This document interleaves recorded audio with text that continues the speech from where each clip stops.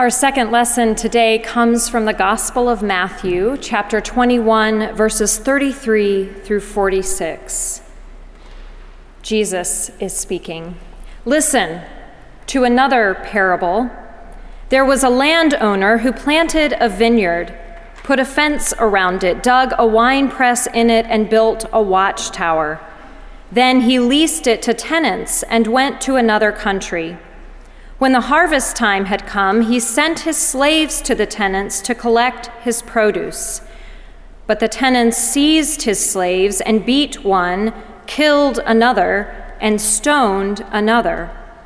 Again, he sent other slaves, more than the first, and they treated them in the same way. Finally, he sent his son to them, saying, "They will respect my son." But when the tenants saw the son, they said to themselves, "This is the heir. Come, let us kill him and get his inheritance."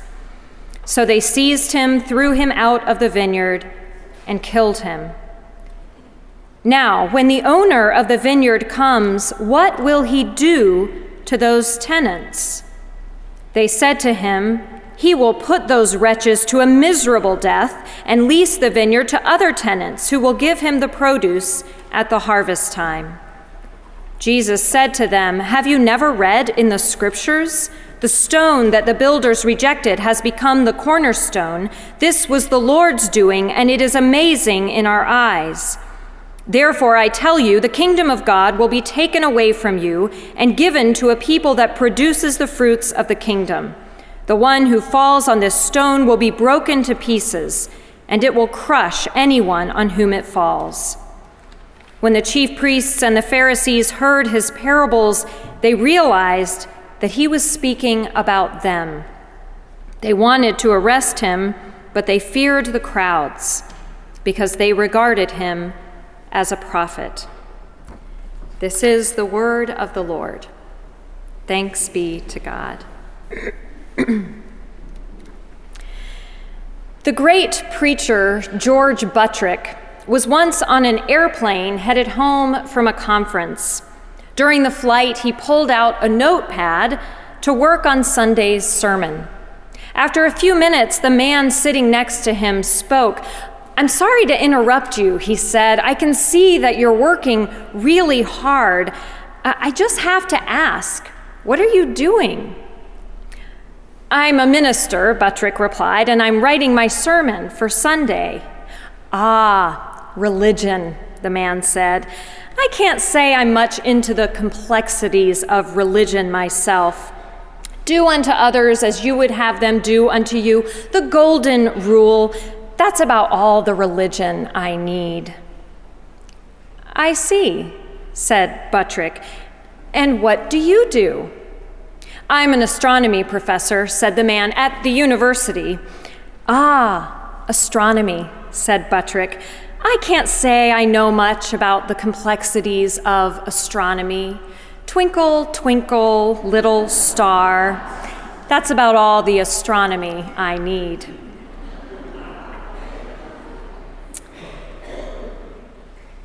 Many pastors have good airplane stories. Here's another one, this one with David Lose, a preacher and professor, who struck up a conversation with a seatmate on an airplane. Eventually, this conversation turned to church, and Lose asked the man, "So do you go to church?"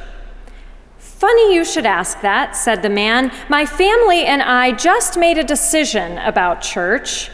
He explained that the previous year they had let themselves get way too overextended between work, social commitments, and all the activities of their 2 children. By the time Christmas came around, they were completely exhausted. So much so that they were determined that this year things were going to be different. So one Sunday after church, they held a family meeting to review all their commitments in light of how each one helped them to be the individuals and the family they wanted to be. After an hour and a half, they made their decision. They decided to stop doing church. Girl Scouts was in, but church was out. It's just not that meaningful, the man explained. We go each week and finally we've realized we're not getting anything out of it. It doesn't connect with the rest of our lives, let alone help us lead those lives. So we're done. We're not doing church anymore. A few weeks ago, the Archbishop of Canterbury, also known as the Most Reverend Justin Welby, admitted to a church congregation where he was speaking that there have been times when he has wondered whether there really is a God. Dig a little deeper into Welby's life, and frankly, what I find amazing is that he believes in God at all. He grew up the son of an alcoholic, and as a teenager, he had to care for his alcoholic father. As an adult, he lost a 7-month-old baby daughter in a car accident. What normal human being wouldn't have some moments of darkness and doubt in these circumstances? But many found in Welby's comments cause for celebration, and not because they admired the strength of his faith in the face of such suffering. They were celebrating something entirely different. After this admission of doubt became public, one Muslim scholar tweeted, "I can't believe this," and an Australian columnist who's also a self-proclaimed atheist tweeted, "Victory!" What do we do when we encounter people whose reaction to our faith is, at best, indifference or resistance, and at worst, open hostility? What do we do when someone opposes the faith we hold dear? Over the last few weeks, we have been patiently working our way through a section of the Gospel of Matthew in which each parable Jesus tells is more difficult than the one before. Today's parable has the distinction of not just being a parable, but also a kind of allegory for the entire gospel story. In this allegory, God is represented by the landowner who lovingly prepares a beautiful vineyard and then leases it to tenants to take care of it. The tenants of the vineyard represent the people who refuse to follow God's ways. In the parable, they beat, maim, and kill the servants of the landowner who come to collect the rightful share of the vineyard's produce. Those servants represent the prophets of the Hebrew Bible, sent to call people to acknowledge their sinfulness and change their ways. Jesus is represented by the landowner's son, whom the landlord sends in a last-ditch attempt to try and talk some sense into the tenants. But it is futile. In their twisted logic, the tenants somehow believe that if they can just get rid of the son, the vineyard will become theirs. And so they kill the son too. Our God knows exactly what it's like when love and faith are met with ridicule, resistance, and even violence. At some point, we have most likely experienced this personally as well, whether we consider ourselves deeply religious or, say, more religiously curious. And it might not always be that someone is openly hostile to our beliefs or practices or curiosities. And fortunately, most of us here aren't so high profile that if we admit to doubt, somebody's going to tweet about it. But we've probably all had a friend or family member who rolled their eyes or turned away when we talk about God. Maybe there's a coworker who gets annoyed when we bring our faith-based ethics into the workplace. Or maybe we've had to contend with a coach who's threatened to kick our kids off the team if they miss another Sunday morning game because of church. No matter what kind of personal resistance to faith we might have encountered, there is simply no escaping for any of us that the place of religion in our culture isn't what it used to be. From where we sit in a declining mainline church, it can feel like our particular way of religion is slowly eroding. The church is no longer a protected realm of society and culture as it was for centuries when faith was an accepted and even expected part of life. Believing in God and living out that belief as part of a faith community has become for most people simply one choice among many as we seek to build meaningful moral lives. What do we do with that? How do we live out our faith in a world that is at best indifferent and resistant, and at worst openly hostile? How do we share our faith in a world that doesn't want to hear about it or take it seriously? I haven't been here long, but it's clear to me already that this is a community where we take our faith seriously. Almost all of us have stories of times that were both painful and powerful in the ways they changed our understanding of God and ourselves. Most of us are not afraid to admit to doubt, and we even see doubt as an integral part of faith. We study the Bible, but we don't expect or accept easy answers. And though we may not be all that comfortable with the word evangelism, we long to talk about our faith in ways that other people would understand and appreciate. Because we don't just want to keep it to ourselves. We want others to experience the incredible, unconditional love of God that we have known. We want people to know what it's like, if only for the briefest of moments, to glimpse the transcendent, to brush up against eternity, to know God's acceptance and love. In this parable we heard today, Jesus is again making a point about how the religious leaders of the day were responding to his claim that God's love is for everyone, even those previously thought to be outside the pale of God's forgiveness.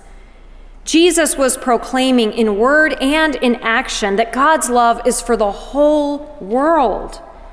And those who were in charge, who had the most to lose, didn't want to hear it.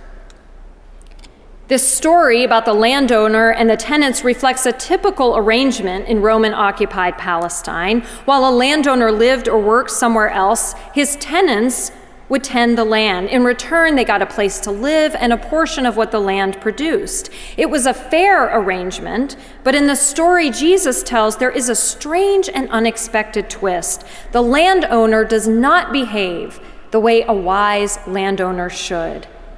Any landowner, thinking clearly, would have kicked the ungrateful tenants off his land the minute they refused to hand over his share of the produce. Instead, when the tenants beat, maim, and kill the first set of servants, the landowner sends more. When they do the same thing to them, he makes the inexplicable and ill-advised decision to send his own son. After telling this parable to the religious leaders, Jesus asks them to supply the ending. When the owner of the vineyard comes, what will he do to those tenants, he asks. Their answer, he will put those wretches to a miserable death and lease the vineyard to other tenants who will give him the produce at harvest time. It is not Jesus who supplies this answer. It is the religious leaders themselves, the ones who have been so resistant and hostile to Jesus' words and deeds. They give the answer we would expect, at least in human terms. 99 out of 100 human landowners would do what the religious leaders predict and avenge the brutal murder of their servants and sons. But the gospel isn't a story about how humans respond to hostility. It's a story about how God responds to humanity, even to humanity's indifference, resistance, hostility, and violence.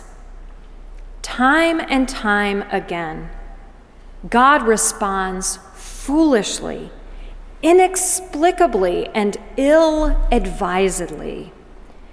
In the face of resistance and hostility, God responds with love.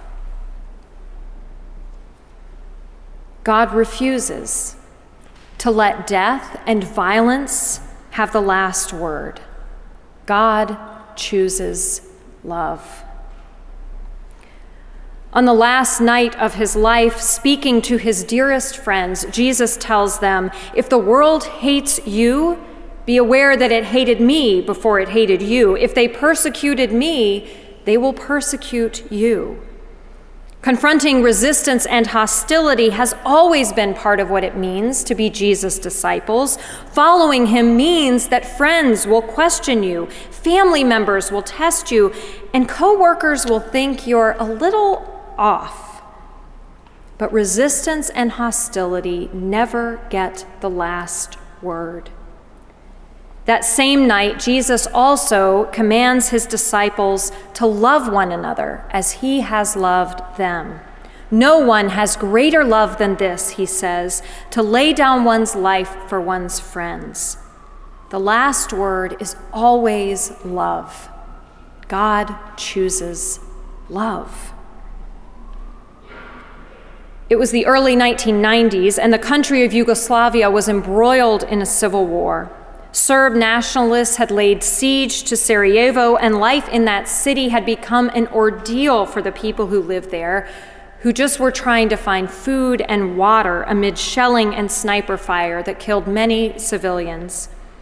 On May 27, 1992, a line of people had formed outside one of the last open bakeries, waiting to buy bread. A mortar shell fell right in the middle of the line, killing 22 people. A man named Vedran Smilovic lived nearby and came to help those wounded in the attack. He was heartbroken by what he saw and felt powerless.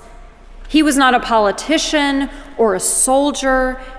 He was a musician, the principal cellist in the Sarajevo Opera. As he processed his experience of the attack, he decided the only thing he could do was to play his music. The next day, he took his cello to the spot where the people waiting for bread had been killed.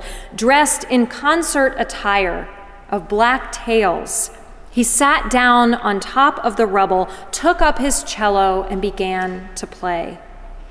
In spite of the danger, a crowd formed around him to listen. Afterward, they told him, "Your music is exactly what we needed." Smilovic went back to that spot for 22 days and played his cello there, a day for each person killed in the attack. In spite of sniper fire and mortars falling around him, he kept playing. Then he went from there to other sites where Sarajevo's citizens had been killed, and he played there. In the face of terrible hostility and violence, he offered the gift of his music to those trying to understand how such hatred could exist in the world. What do we do in the face of indifference, resistance, or hostility? We do what God does. As the children sang before, God is love. As the choir will sing in a few minutes, God so loved the world. God so loved the world. We do what God does. We choose kindness over anger, forgiveness over resentment, reaching out over turning away. We do what Jesus told us to do. We love one another. Again and again, we choose love. Amen.